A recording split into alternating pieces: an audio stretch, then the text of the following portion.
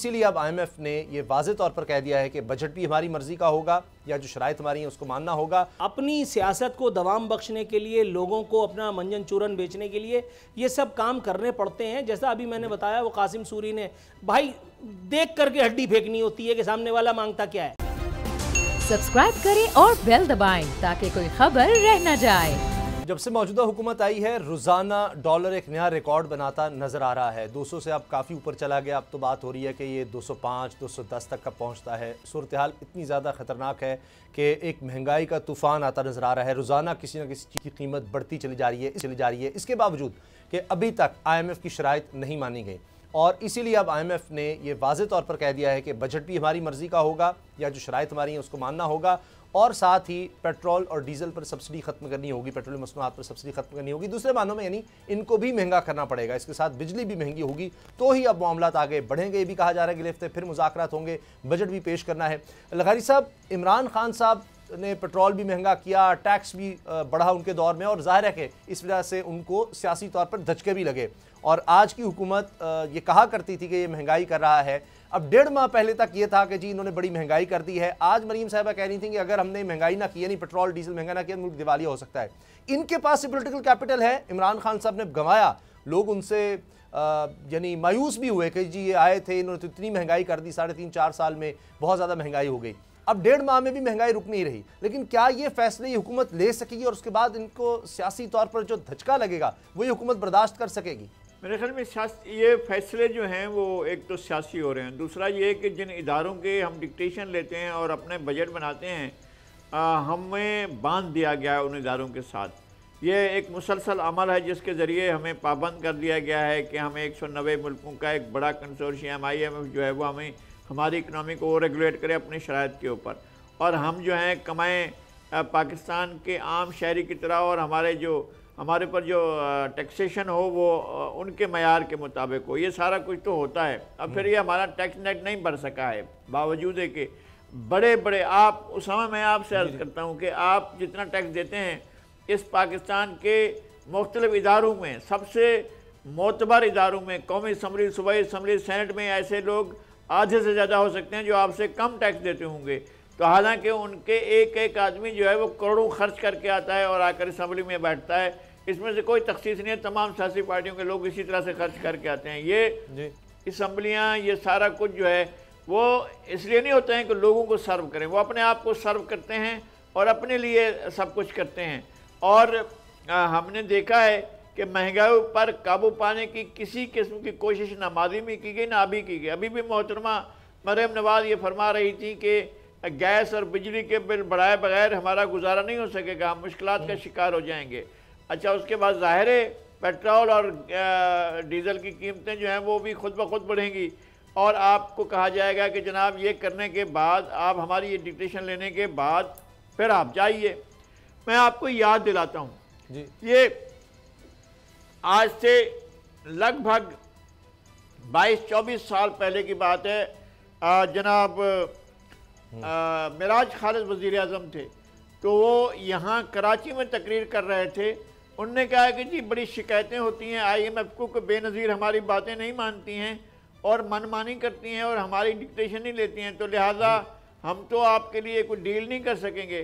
तो हमने ये, वो कह रहे हैं, निगरान वज़ीर आज़म कह रहे हैं मिराज खालिद, हमने यकीन दहानी करा दिया IMF को कि बेनज़ीर को इलेक्शन में नहीं आने दिया जाएगा। खुलेआम ये कहा गया, यानी क्राउड के अंदर कहा गया। सिडको सेंटर में, प्रेस क्लब कराची के करीब एक जगह पर निगरान वज़ीर आज़म ने यह कहा कि नहीं, हम नहीं आने देंगे बेनज़ीर को। अगर ये इस तरह के आपने अपने डिक्टेशन लेकर चीज़ें इस तरह से सियासी मैनेजमेंट ऐसी करनी है तो फिर एब्सोल्यूटिज्म लगाओ। फिर इस तरह से अगर मुल्क संभाल सकते हो तो इस तरह से संभालो। फिर आप या तो अपने खर्च अखराजात कम करो ना। इस हुकूमत का जो सबसे बड़ा अच्छा काम मुझे लगा है, उनने इम्पोर्ट्स पर जो है वो पाबंदी लगाई है, और ऐसी इम्पोर्ट्स जिनकी कोई ज़रूरत नहीं होती है कि आप इतना करें। हमारे आम आदमी की कोई ऐसी चीज़ नहीं होती है जिनको इस्तेमाल करते हैं, और है भी। आपको पता है कि आपकी इम्पोर्ट जो है 50 अरब डॉलर से एक्सीड कर चुकी हैं। जी ऐसे ही है। और 50 अरब डॉलर आप खर्च करते हैं और वापसी में आपको मिलती हैं 25 अरब डॉलर मिलते हैं, आधे भी नहीं मिलते हैं जो आप एक्सपोर्ट की सूरत में हासिल करते हैं। आपके एक्सपोर्ट्स अगर बढ़ जाएंगी इम्पोर्ट से, तो आपकी मैशत भी बेहतरी की तरफ जाएगी। तो ये हमारे यहाँ जो सबसे बड़ा डिजास्टर हुआ है इकोनॉमी के साथ वो ये हुआ है कि हमारा जो ट्रेड डेफिसिट है वो बढ़ गया है, हमारा जो करंट अकाउंट डेफिसिट है वो बढ़ गया है, हमारे बजट का खसारा बढ़ गया है। ये सारे इक़दाम पिछली हुकूमत के दौरान हुए हैं और बढ़ते रहे हैं। जिस दिन इमरान खान इक़्तिदार से तशरीफ ले गए थे उस दिन डॉलर 191 रुपए का हम देख रहे थे, डॉलर 191 रुपए का था।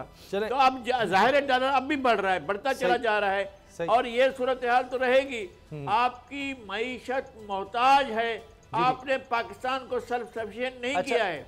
ठीक है, आपका बुनियादी सेक्टर ज़राअत को तबाह कर दिया। आपकी बात दुरुस्त है, अल्लाह करे कि हम इंडस्ट्री में भी कुछ ये सब कर सकें। इमरान खान साहब भी IMF के पास नहीं जाना चाहते थे, उनसे पहले भी गवर्नमेंट्स नहीं जाना चाहती थी। उससे पहले इसहाक डार साहब की गवर्नमेंट आई 2008 में, यानी नवाज शरीफ साहब की जब आई तो वज़ीर ख़जाना बने, वो भी नहीं जाना चाहते थे। तो 2008 में पीपल्स पार्टी, उसके बाद 2013 में नून लीग, यानी सभी गए IMF के पास और ये मौजूदा हुकूमत से पहले इमरान खान साहब भी गए। अब ये जाना तो मजबूरी है। तो नूर आरफीन, मसला ये है कि हम ये नहीं कहते चलें 1.5 माह में ये कोई बहुत ज़्यादा टर्न अराउंड कर देंगे, या 1.5 साल में भी शायद नहीं कर सकेंगे, लेकिन फैसले लेना इनके लिए मुश्किल है और इनको पता था कि मखलूत हुकूमत है और ये सब इनको करना पड़ेगा। अब ये कहें, वो शहबाज शरीफ साहब ने जिसने बड़ी खूबसूरत बात कर दी कि कोई दीवारें किसी की नहीं फलांगी गई, गिरफ्तारी भी कोई नहीं हुई। वो और राना सनाउल्लाह साहब फरमा रहे थे कि जनाब हमने 1700 लोग गिरफ्तार किए हैं, 4414 हमने ऑपरेशंस किए हैं, वो सब उन्होंने बताया, रेड्स किए हैं। तो अब वज़ीर आज़म ये कह रहे हैं, अब किसकी माने? तो वही बात है कि अब इस वक्त जो सूरत हाल है उसमें क्या ये फ़ैसले ले सकेंगे? ये वाले फ़ैसले जो लेने पड़ेंगे, वरना मईशत दुरुस्त नहीं हो सकती। भाई निदा फाजली साहब फरमाते हैं हर एक घर में दिया भी जले अनाज भी हो, हर एक घर में दिया भी जले अनाज भी हो, अगर न हो कहीं ऐसा तो एहतजाज भी हो। और गौर कीजिएगा कि रहेगी कब तलक वादों में कैद खुशहाली, हर एक बार ही कल क्यों, कभी तो आज भी हो। हुकूमत में आने के बाद अपने वादों को अमली जामा पहनाना, ये तो है सियासत। लेकिन इस सियासत को अगर आप पाकिस्तान में इस ख्वाब को ताबीर होते देखना चाह रहे हैं तो फिर मेरा ख्याल है कि आपको किसी और खित्ते में पहुंच जाना चाहिए। पाकिस्तान में ऐसा नहीं होता। आप इमरान खान साहब की बात कर लें, 50 लाख नौकरियां, 1 करोड़ घर मिले नहीं। बैरून मुल्क से लोग पाकिस्तान में मुकीम होंगे, आकर के नौकरियां लेंगे। शहबाज गिल आ गए, Baqir Raza deputy governor, governor State Bank आ गए, कुछ और अनमोल रतन आ गए जिनको अपना वज़ीर, सफ़ीर, मुशीर, किसी को कुछ रिश्तेदार भी बना करके और उनको कंपनसेट कर दिया। जितना उन्होंने लगाया था इमरान खान पर उसका कई गुना वापस कर दिया। ये है सियासत। तो शहबाज शरीफ इज़ ऑल्सो नो एक्सेप्शन। जब हुकूमत में होते हैं तो अपना हर हराम, विद ऑल ड्यू रिस्पेक्ट, हलाल लगता है, और जब अपोजिशन में होते हैं तो आवाम के गम में पेट में मरोड़ उठ रहे होते हैं। लैपटॉप स्कैंडल जो जितना शोर शराबा हुआ उसके ऊपर, जितनी बातें उठी उसके हवाले से, जितनी आहो फुगा हुई, वो आपकी याददाश्त से मेरे ख्याल में महव नहीं हुआ होगा। इससे पहले माजी के अदवार में अगर हम बात करें तो कर्ज उतारो मुल्क संवारो, कर्ज उतर गया, मुल्क संवर गया। तो ये सब ऐसी बातें हैं कि जिनका कोई वजूद हकीकी तौर पर नहीं है। अपनी सियासत को दवाम बख्शने के लिए, लोगों को अपना मंजन चूरन बेचने के लिए ये सब काम करने पड़ते हैं। जैसा अभी मैंने बताया, वो कासिम सूरी ने, भाई देख करके हड्डी फेंकनी होती है कि सामने वाला मांगता क्या है। उन्होंने कहा कि मजहबी टच दे दो, क्योंकि यहाँ आदमी मजहब के नाम पर तो बेकाबू हो ही जाता है। और आप तो थे भी नाम नेहाद वाली रियासत मदीना, तो आपने जैसे ही कहा कि मैं आशिक रसूल हूँ तो आई लव यू, उसके बाद तो सब कपड़े फाड़ लेते हैं। वो कहते हैं हाँ यही तो है। तो इसलिए इन बातों को सीरियसली लेना बेकार है। अच्छा, आपको लगता है कि ये IMF के पास अब जाएंगे भी और महंगाई भी करेंगे, डीजल महंगा भी करेंगे, ये सिर्फ दावे ही थे और वो दावे रहेंगे, लेकिन इसके बाद जो सियासी तौर पर कोई नुकसान होगा वो ये बर्दाश्त कर सकेंगे? क्या सिर्फ मुस्लिम लीग नून को ये नुकसान होगा या सारी मखलूत हुकूमत होगा? और कहीं ये डिसीजन लेने से पहले, बड़े बड़े फैसलों से पहले ही तो नहीं हुकूमत चली जाएगी? इस वक्त ये सवाल भी गर्दिश कर रहे हैं। और इसी में बलूचिस्तान अवामी पार्टी की तरफ से कहा जा रहा है कि कहा गया कि जी हमारी सपोर्ट करें मौजूदा वज़ीर आला बलूचिस्तान को हटाने में, और अगर ऐसा नहीं किया गया तो हम भी सपोर्ट हटा लेंगे। तो शहबाज शरीफ साहब के लिए एक और मुश्किल पैदा हो चुकी है। सब्सक्राइब करें और बेल दबाएं ताकि कोई खबर रह न जाए।